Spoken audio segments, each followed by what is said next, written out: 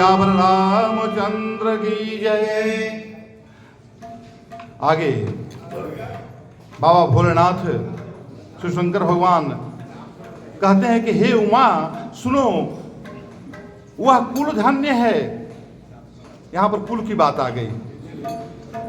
हम सब किसी न किसी कुल में तो पैदा हुए ही हैं, तो कहते हैं कि वह कुल धन्य है।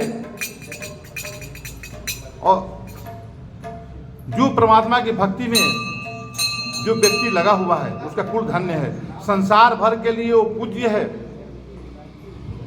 जो संसार उसको आदर की दृष्टि से, श्रद्धा की दृष्टि से देखता है, कहते हैं वो कुल धन्य, कुल में वो पूज्य है।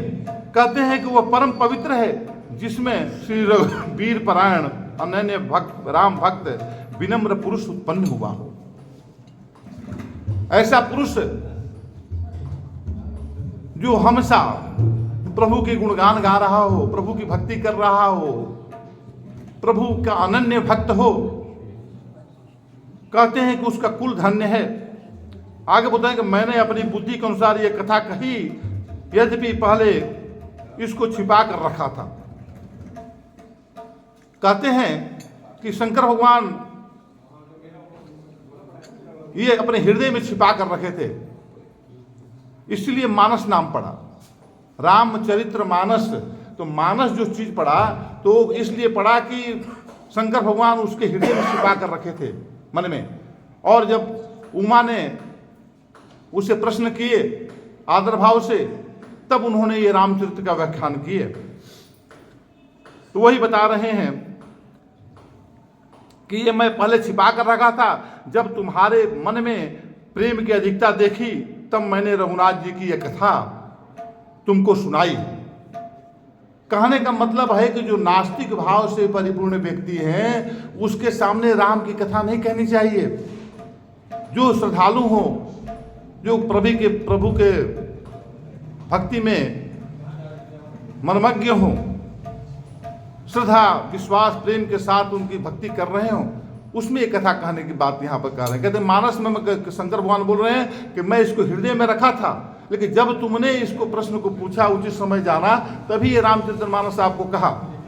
तो आगे बताते हैं कि यह कथा उनसे ना कहनी चाहिए। आ गई यह बात भी यह न कहिय सठही हठ सीलही, जो मन लाई न सुनु हरि लीलही। जो अपने प्रेम भाव से, श्रद्धा भाव से जब तक ये कथा नहीं सुनता है, उसको नहीं सुनाना चाहिए। और सुनाना कैसे, कलयुग में तो वो आएंगे ही नहीं, जहाँ पर कथा होगी वो भागे रहेंगे, दूर रहेंगे वो। तो उसके लिए कोई ज़्यादा विशेष की सोचने की जरूरत नहीं है। लेकिन शंकर भगवान कह रहे हैं कि उसको नहीं सुनाना चाहिए। कह रहे हैं कि कही न लोभ ही क्रोध ही काम ही, इसको लोभी के सामने नहीं कहना चाहिए। जो धन का लोभी हो, जो माया का लोभी हो, क्रोध वाले व्यक्ति को नहीं कहना चाहिए। जो हमेशा किसी बात का अहंकार से परिपूर्ण होकर अपने जीवन को जीता हुआ, क्रोध करता हुआ अपने जीवन को सजा कर चलता है, उसको भी नहीं कहना चाहिए। जो काम से ग्रसित है, जो कामनाओं से ग्रसित है, अपने जीवन में कामना के अलावा किसी चीज की महत्ता नहीं देता है, उससे भी ये कथा नहीं कहनी चाहिए। कदे कही लोभ ही क्रोध ही काम ही, जो न भजई सचराचर स्वामी। जो इस रघुनाथ स्वामी को नहीं भजता है, उससे कथा को दूर कर रखें।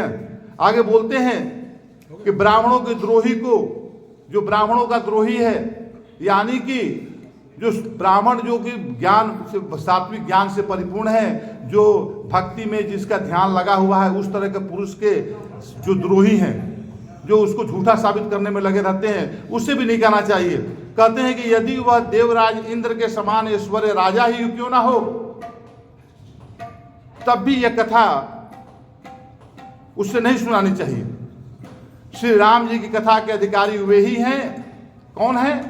श्री राम कथा के अधिकारी वही हैं जिसको सत्संगति अत्यंत प्रिय है। कहते हैं कि राम कथा के राम कथा के तेई अधिकारी, जिनके संसत संगति अति प्यारी। जिसको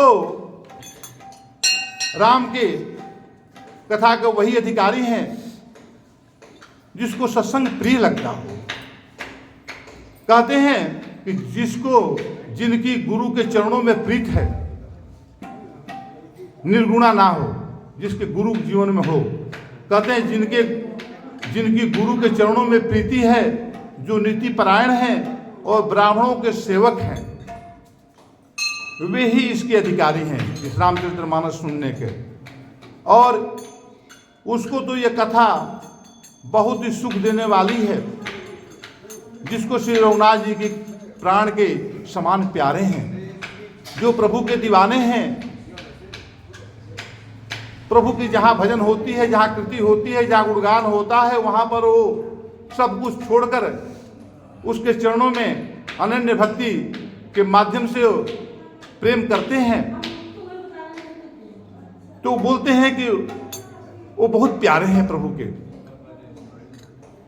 और प्यारे तो सभी हैं, ऐसा नहीं है। इस सृष्टि में परमात्मा ने जिसको भी बनाया है, चाहे छोटे हो या बड़े हो, कुछ भी हो, लेकिन सब प्यारे हैं। परमात्मा के सभी प्यारे हैं, लेकिन विशेष प्यारा। जैसे कि एक किसी का 4 पुत्र हो और एक पुत्र जो उसका आज्ञाकारी हो, तो उसके ऊपर पिता का ध्यान ज़्यादा जाता है। तो इसी तरह से वो प्यारे होते हैं, जो राम की भक्ति में अपना तन मन धन अर्पण करते हुए, जीवन को सजाते हुए, अपने आप को सुख शांति समृद्धि से, सारे जगत को सुख शांति समृद्धि की कामना करते हुए अपने जीवन को जीते हैं। कहते हैं, आगे बताते हैं जी। मंगल